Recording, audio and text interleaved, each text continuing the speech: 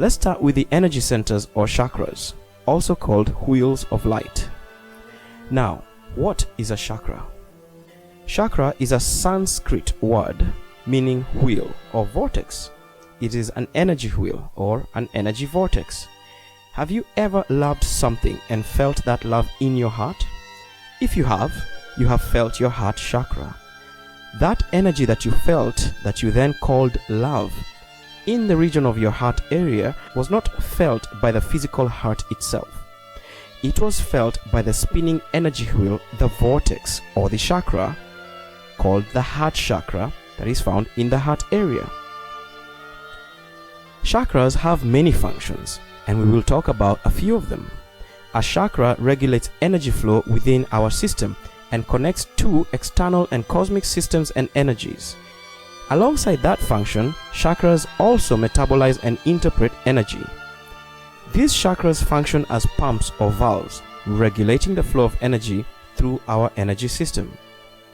As a simple example, whenever you make a decision about something in your life, about how you choose to respond to a condition in your life, the chakras that correspond to that issue will open and close their valves appropriately, spin appropriately, expand or contract appropriately, and that will cause you to feel certain emotions about that thing, to have or not to have certain energy available to accomplish a related task about that thing, to feel motivated or demotivated about that thing, to perceive that situation in a certain way, and so on. Chakras are not physical. You will not see them by performing an autopsy on a corpse. They are quantum multi-dimensional energy devices. You can see them with your third eye, with your inner vision, very clearly actually. But you cannot see them with your physical eyes. They connect and interact with the physical body in several ways. But the two major ways that we know of is through the nervous system and the endocrine system. The endocrine glands are responsible for hormone regulation in the body. Each chakra is associated with one of the endocrine glands and with a group of nerves called a plexus, the most famous of which is the solar plexus. And in this way, each chakra can be associated with particular body parts and particular functions of the body through this direct link with that part's endocrine gland and that part's plexus. Chakras are also sensors, scanners, and data devices. All of your senses, all of your perceptions, all of your possible states of awareness, everything that is possible for you to experience in your particular stage of evolution can be divided into 7 categories. Obviously, as we humans evolve, the number of categories expands, but currently we have 7 categories. Each category is associated with one of the 7 major chakras. And in this way, each chakra represents not only particular parts of your body and their functioning, but also particular parts of your consciousness. For example, let's assume you feel stress, a particular kind of stress. That particular kind of stress is registered in your consciousness, which in turn picks it up from the chakra and the plexus associated with the particular matter that you are stressed about. Where you feel the stress depends on why you feel the stress. And so we have a two-way feedback system between consciousness and the body via the chakras and the plexuses. Now, assume that you allow this stress to continue unresolved. Eventually, it will cause a disease or ailment in the specific part of the body that is related to that chakra and plexus.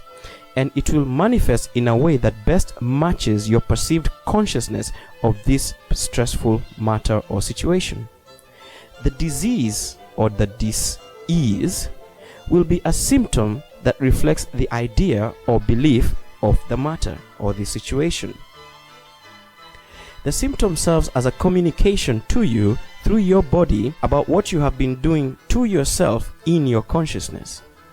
Your conscious mind may not see how this new disease is related to your stress, but the subconscious knows perfectly well how this connection came about and how to resolve it.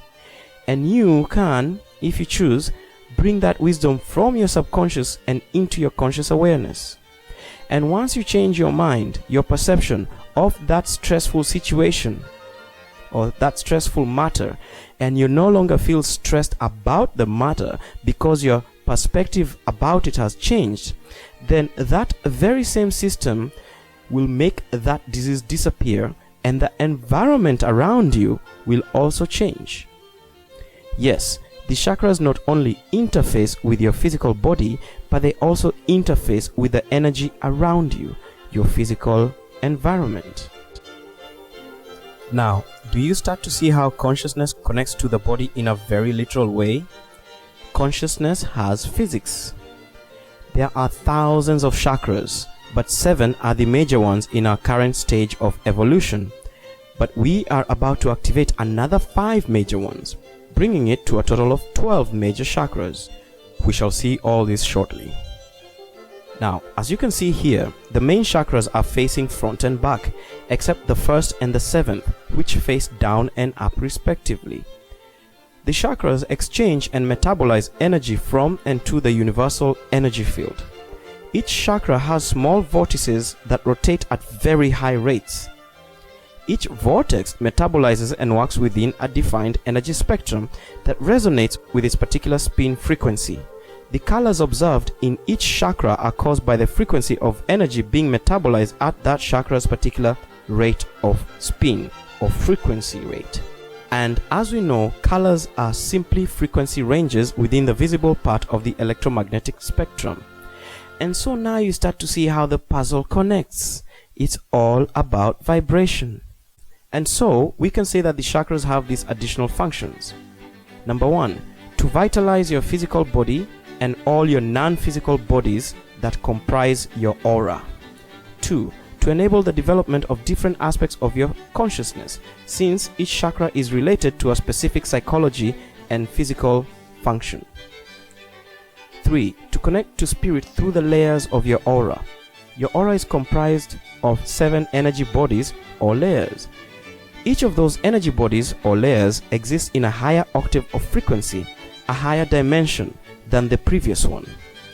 You literally straddle 7 dimensions, actually more, but for now we shall stay within the first 7. Now, the link between these dimensions is through the chakras, because each layer of the aura also has the exact same chakras as the chakras of the physical body. For example, take the heart chakra. Your heart chakra actually has 7 layers to it, 1 for each energy body or layer. Each of these heart chakra layers is in an increasingly higher frequency octave or dimension.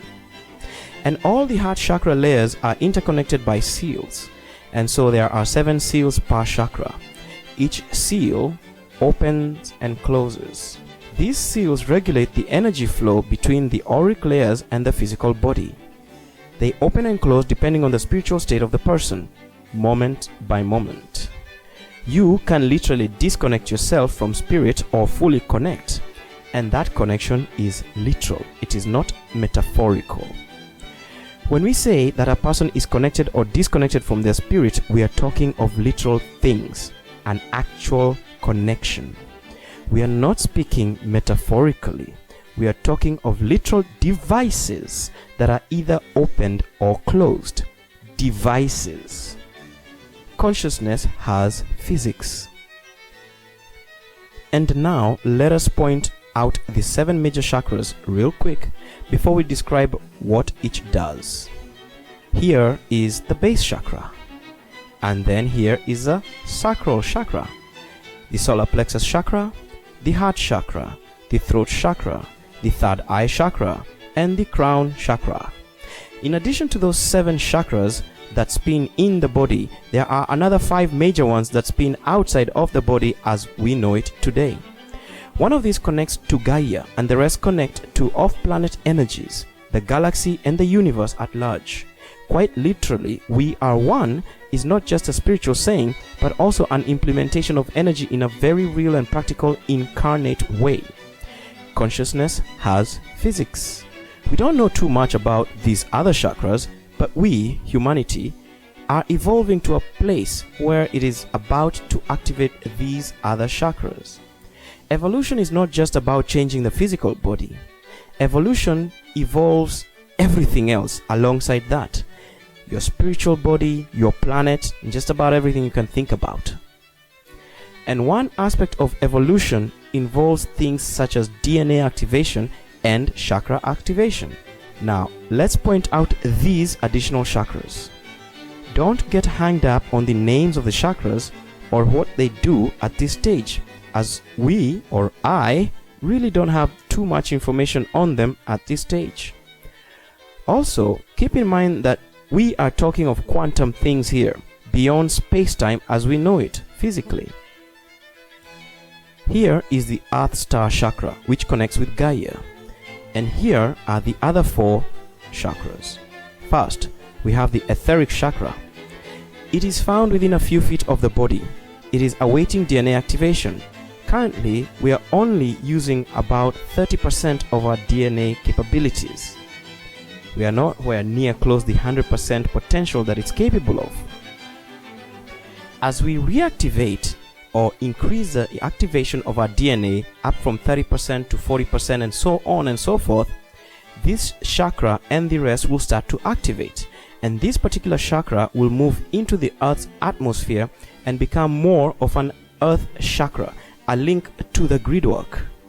Next is the Real Self Chakra. It connects with the solar system once it goes online with DNA activation. Then we have the Soul Star Chakra. It connects with the galactic system or the galactic gridwork once it goes online with DNA activation. Then we have the Divine Gateway Chakra.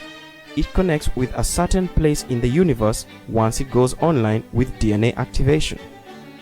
Having said that, there are literally hundreds of minor chakras connected to the main ones. That is how the system functions. Here are a few of them illustrated.